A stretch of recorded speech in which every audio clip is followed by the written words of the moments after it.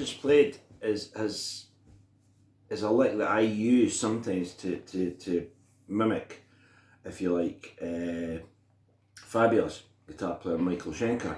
And if you slow that guy down, it goes. And then Michael played. Right, you hear him play that lick, again here. So you get this sort of double thing with your pinky, and you can do that with a flat 5.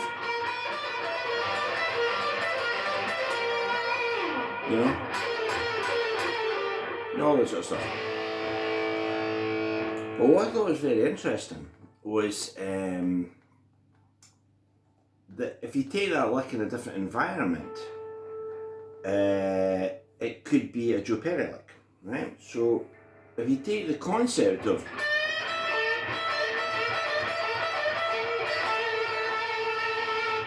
and move it around a little, it could be Carlos Santana's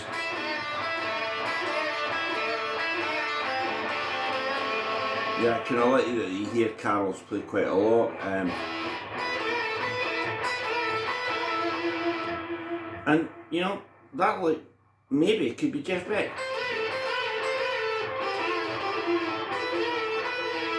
Right? But why I thought it might evolve into a Joe Perry lick is if you think about Chip Away the Stone.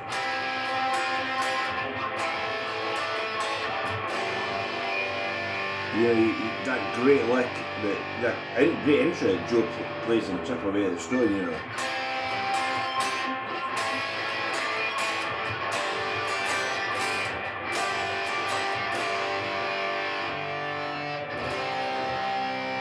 we're into the song. So if you transpose Michael's lick, so we're getting like bends, alternating bends with the same top note. You could get a very Joe Perry lick. One of the many things I love about Joe Perry is, in a sense, he's kind of stuck to what he liked initially, which, if you read any of the books, would be, the Yardbirds, that sort of stuff. And you'll still find Joe Perry, playing this.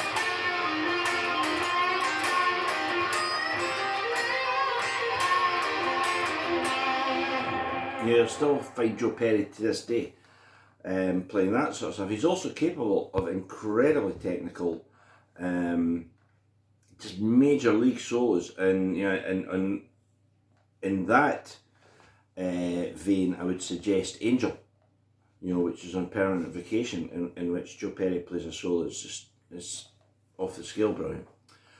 But his main thing is just like, don't let anything get in the way of the rock and roll. So although you can play all over the board and stuff, you will find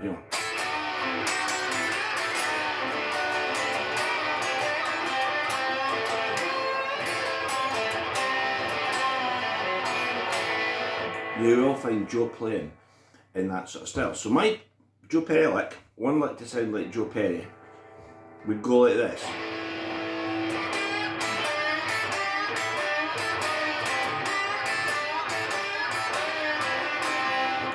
Right? So I hope you think that sounds suitably JP-ish, the other JP, and I'll break that down. So what we're playing is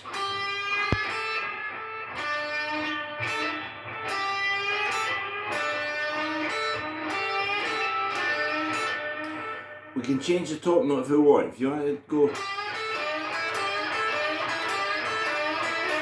I've heard him play both, so you can make it G and bend it up, but again, it's what I love to call indiscriminate pitch.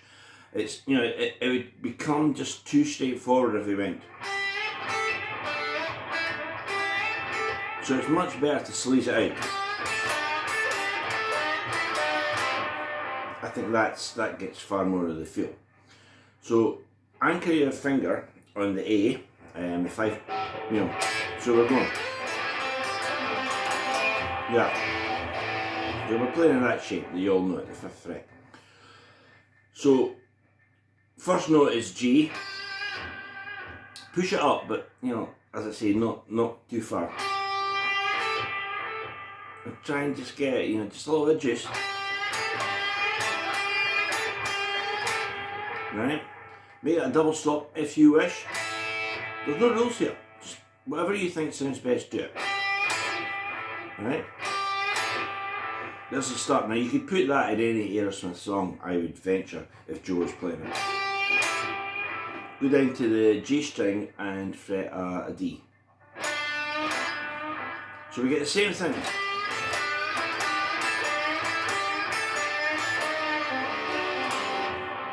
And we end on that little... Right? Do we want to juice it up a little bit more? I think so. So what if we made it... What if we made that kind of more like Chuck Berry? You know? You know, obviously Chuck didn't play with the Floyd, but you get where I'm coming from. So here's the lick slowly. I would say, and we're getting closer by the minute to Joe Perry.